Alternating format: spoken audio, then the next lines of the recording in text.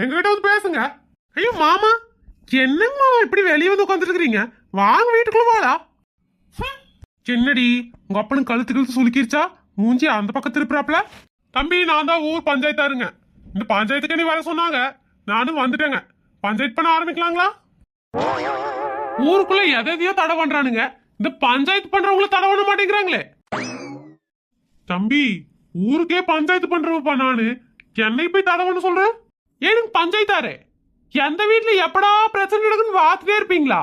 பிரச்சனை நடந்ததுன்னு சொம்ப தூக்கிட்டு கிளம்பி வந்துடுறீங்க. ஆமா, சொம்பிங்க காணும். சொம்பா? அத பஞ்சாயத்து பண்ணும்போது மரத்தடியில வச்சிருப்பீங்களா தண்ணி குடிக்கிறதுக்கு ஒரு சொம்பு, எச்சு துப்புறதுக்கு ஒரு சொம்பு இல்லையா? யோ கந்தசாமி, இந்த ஆளுக்கு பஞ்சாயத்து பண்ணி கூட்டிட்டு வந்தியா? மானம் போகுதியா? ஐயோ அண்ணா கோச்சுக்காதீங்க, என்று மருமகனுக்கு கொஞ்சம் வாய்ந்தீங்களோ அதான் இப்படி பேசிட்டு இருக்கிறாரு. என்று மகன் மூஞ்சி பாருங்க, வாடிவே